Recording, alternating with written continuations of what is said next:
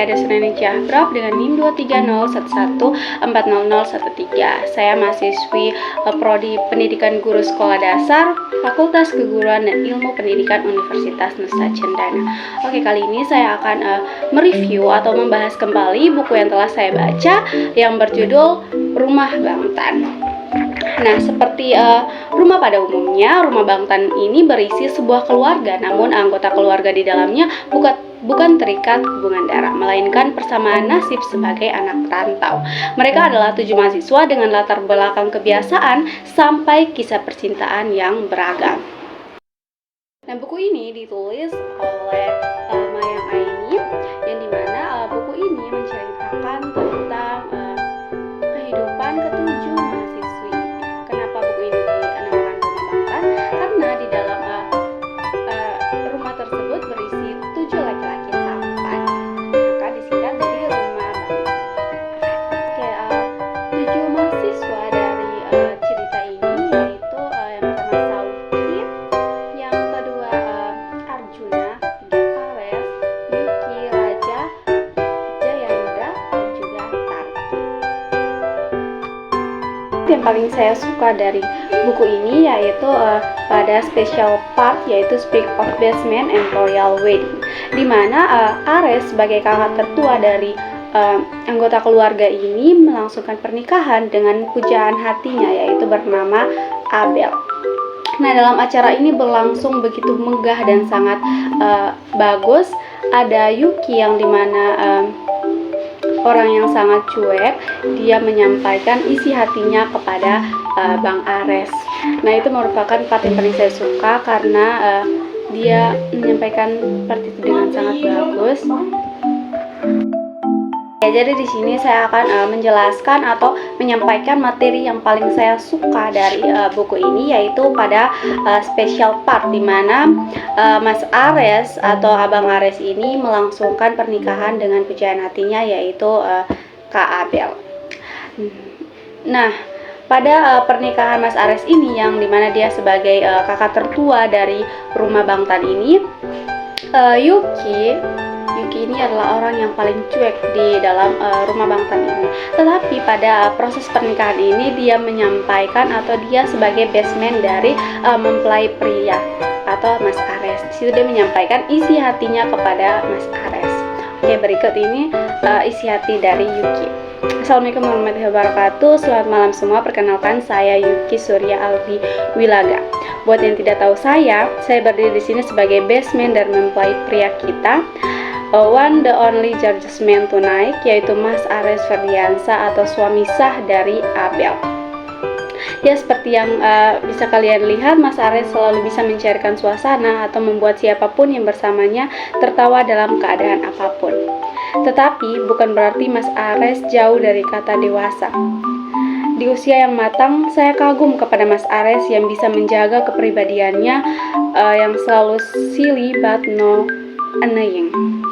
Saya sering bilang setiap kali kami melewati ulang tahun bersama, saya mengatakan bahwa Mas, tolong bersikaplah sesuai umur kamu.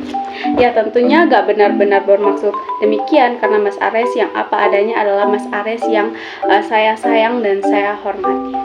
Dare I say it, saya sayang kepada Mas Ares.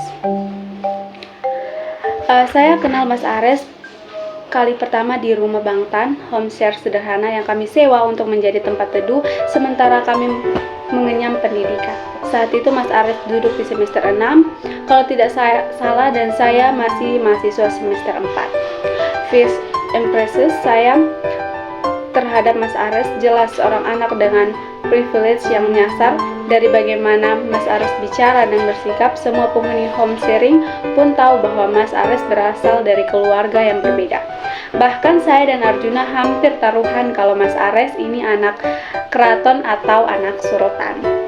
Dalam circle lingkungan saya hampir tidak pernah bertemu dengan laki-laki yang beretika sebaik Mas Ares. Saya terkejut bagaimana Mas Ares menunjukkan kesempurnannya padahal usianya jelas-jelas di atas saya dan penghuni lainnya saat itu. Karena kamar Mas Ares saat itu harus direnovasi, akhirnya saya berbagi kamar dengan Mas Ares karena kamar saya yang paling memungkinkan untuk memasukkan 2 tempat tidur di dalamnya. Selama 3 bulan kami menjadi roommate dan penilaian saya terhadap Mas Ares banyak berubah.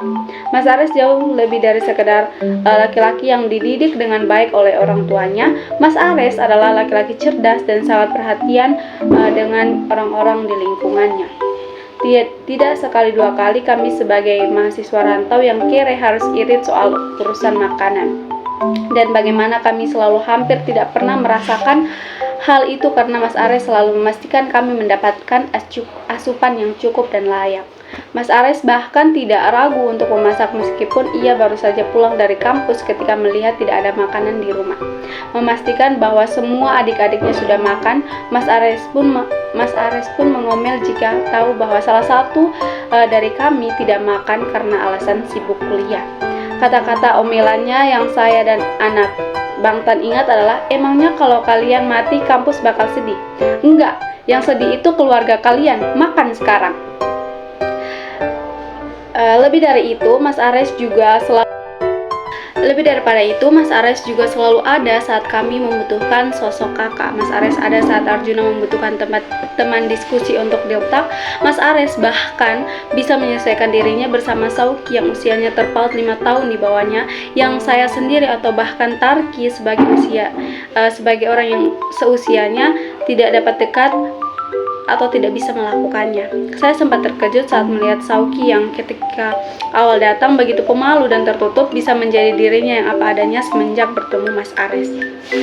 Baiklah, mungkin pidato ini baru akan selesai 2 hari kemudian jika saya membahas Mas Ares di mata saya atau teman-teman saya di rumah Bangtan, karena memang Mas Ares sangat berarti untuk kami. Mas Ares sahabat juga kakak kami. Mas kami lebih yakin bahwa Mas akan menjadi suami dan imam yang baik untuk Abel, karena kami tahu Mas adalah kakak terbaik yang pernah kami dan mungkin Abel temui. Untuk Abel, semoga kamu bisa tetap sabar menghadapi jokes receh Mas Ares sebagaimana Mas Ares sabar menghadapi 6 adik-adiknya yang sering membulinya. Jokes ini mungkin jadi salah satu cara Mas Ares untuk menunjukkan rasa sayang dan perhatiannya kepada kami, tapi sekali-sekali cubit saja pinggangnya atau keseringan ngelawak atau ketahuan minta diskon orang ganteng sama tukang sayur. Saya doakan yang terbaik untuk kalian dari hati yang terdalam. Sekian kata-kata dari saya. Terima kasih atas kesempatannya dan maaf apabila ada kata-kata yang kurang berkenan. Atas perhatiannya saya ucapkan terima kasih. Wassalamualaikum warahmatullahi wabarakatuh.